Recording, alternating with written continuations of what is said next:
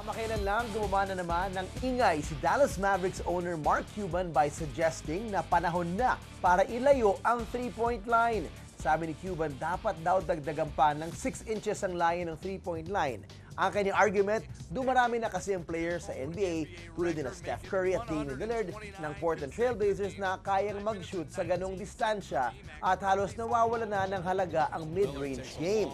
May point nga ba si Cuban? Panahon na ba na i-move palayo ang 3-point line? Para pag-usapan yan, kasama natin ang basketball analyst na sina Mix Bustos at Rendon Nitualo na isa ding long-range bomber during his playing days. Okay, Mix, Jen, welcome back to The Score. Thanks for joining us. Okay, where are you in this argument? Napag-isipan niya na ba to? Mix, nung una mo nadinig to na ilayo ng at least 6 more inches, anong magagawa nun for the game?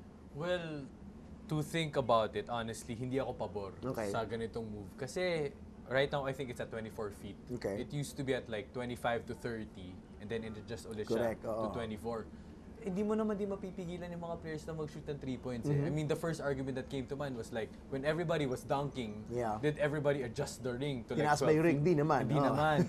For me, mas hazard pa nga yun. Mas maraming pwede ma-aksidente. Pero, you know, if teams or defenses will adjust to the shooters of the other teams, dapat dun pa lang gawa nila ng paraan. Ren, gano'ng kahirap ba ang tumira ng gano'ng kalayo? Ano bang, what difference will it make if they make it that much further out? Well, yung NBA 3-point, mahirap na to begin with. Yeah, to begin with. Kasi it's like what? From the PBA line, 2 feet away. And from the FIBA line, mas malayo pa. Mas malayo pa. So yung adjustment, kailangan malakas talaga yung katawan ng shooter nun. Like, etong si Steph Curry naman, ibang level naman yun.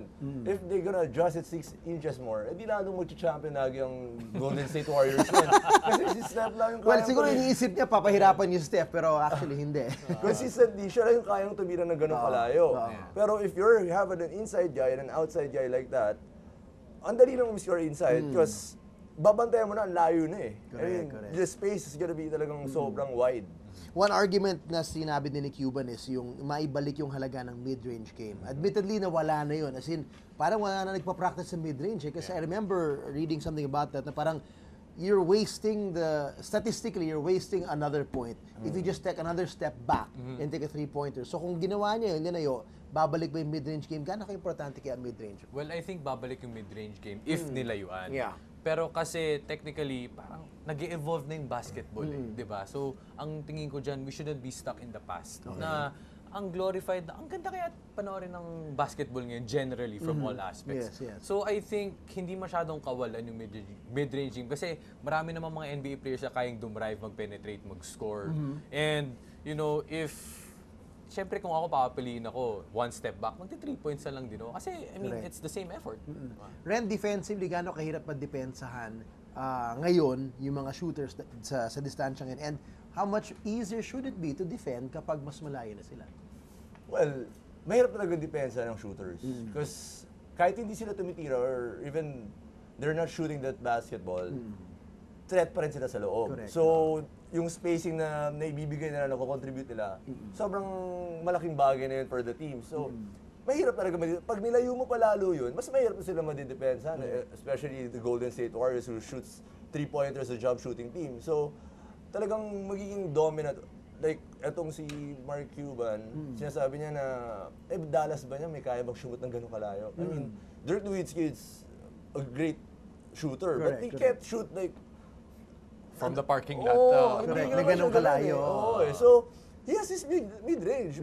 Kasi pag sinasabi mid-range, it's not, eto yung 3-point line, for example, it's not 1 foot forward. It's like 1 foot ahead pa. It's, doon sa free throw line extension. Yun dapat ang mid-range. Yun ang definition ng mid-range. Pag lumagpas ka doon, bad shot na yun. Long shot na yun. Bad shot na yun. Kasi dapat tumis ka na lang. Dapat 3 points na yun. Dapat ang mid-range. Dun sa foul line extension. So, yun yung sinasabi nila. Another thing with this, I remember make sama yung point mo, it used to be further out. Ano, panahon nila Jordan, you know, Isaiah Thomas, Magic Johnson. If you look at those classic games, ang layo talaga ng tres. Are too many guys shooting threes now? Is it dami ng forwards, na mga stretch 4. Nakakatawa nga, when we had this discussion with, I was able to interview sila George Gervin, sila Detlef Schrempf. Dati daw, walang stretch 4. Hindi mo usapan na gano'n. Ngayon, nauso yung gano'n eh. Maybe is it because the 3.9 closer na ang dami tuloy tumitira ng tres? Yeah, I think it should have been an issue before, ever since Dirk era. Okay. Tapos sa tumitira ng 3 points. Ngayon, modern day sila, Anthony Davis. But I think kaya mas maraming tumitira ngayon because I researched, mas malapit pala yung sa corners. The corners are the corners, corners one, yeah. yes. Oo. If 24 feet ka sa buong, let's say, sa middle and sa wings, sa corners are just 22 feet. Correct. So most of the shooters are hitting their 3 points at In the the corners, corners. yes, So you would really think, now parang bakit? Hindi ba umaabot yung depensa sa corner? Or hindi ba masyado binabantayan yung corner? So I think many people are falling in love with the threes because they see that loophole sa corners. Yun, And it's really, alam mo yun, kung 22 feet, so shoot ka sa wing, and 22 feet mag-shoot ka sa corners, eh di sa corner na lang ako. Correct, 3 correct. points pa. Well, for one, hindi na malalayo yung corner, that's for sure. Kasi tatanis yung paa nila Outside papalit. lang. Outside Ang laki pa naman paa ng mga NBA player, ganyan kalaki. Karamihan nga sa kanila, tumitiptoe na. They know it. They know that their heels might touch the sideline, so they have to tiptoe. Pero Ren, as a shooter, how much easier is it really to shoot from the corner? Kasi there's another thing, aside from distance, meron tayong tinatawag na depth perception. Yes. Kaya nga may board. Pag nasa top of the key, arguably, mas madali kasi may board. Yes. Pero pag nasa corner, walang board behind the ring. How much easier is it or harder ba dapat ang corner? Actually, for me, kasi depende sa players yan eh. Sabi ng daddy ko, mahina daw ako sa corners. Sabi niya? Yeah, sabi niya. Okay. Kasi hindi daw ako madalas nakaka-shoot sa corners eh. Wing Kasi ka hindi talaga. nga alam, dito ako tumitira sa ibabaw lagi. Sa top of the key in Yeah, preference top of mo. the key. Okay. Oo. Pero pag sa corners kasi, hindi mo makita yung board. Pero I rarely use the board. Okay. So, I don't think, siguro, minsan talaga, napapanood siguro niya, mahina yung corner ko. Pero, sa practice naman, Kaya naman. pinapractice ko naman lagi Okay. yun. So, well, sa ibang players, like, throwback, I mean, Bruce Bowen, Sean Elliott, specialist, yan yung specialty ng corners. Talaga eh, oo. Patirahin mo dito si Bruce Bowen sa gitna, hindi makakashoot yun eh. Lagi siya Correct. nasa corner. Actually, if you think about it, Spurs nagpauso ng corner 3, no? So that before everybody else started picking it up. Okay, so kung ilayo man yung tres na mas malaya, sabi mo nga, most of them shooting there anyways, will it defeat the purpose? Because everybody's shooting most of the threes in the corners. Well, even if adjust mo, let's say, widen the court, widen the corners. Yun nga yung ibang mga pinopropose eh, like, lakihan yung court eh.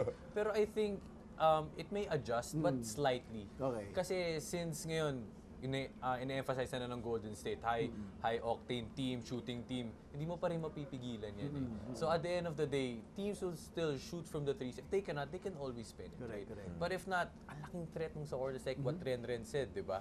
So, you cannot stop evolution from happening. Well, Ren, this is just one team owner saying this, but is it a problem? I mean, as fans, we enjoy watching it, but do you see it as a problem or that's him ranting na ayaw lang niya mabigyan advantage yung mga Western Conference opponents niya? Well, it's not a problem kasi it's a good problem. Pero kasi nakikita niyo Golden State, Portland, other teams shooting from the Dami outside, tres, ang dami ng 3 points. Akala niya madali.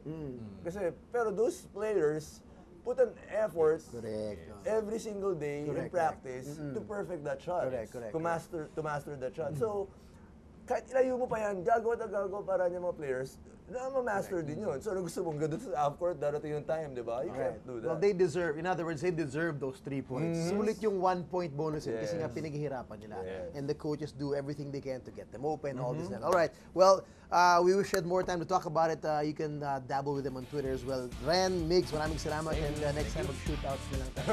Para tingnan natin kung gaano kahirap pa talaga, for real. For more sports updates, keep watching The Score. And don't forget to subscribe.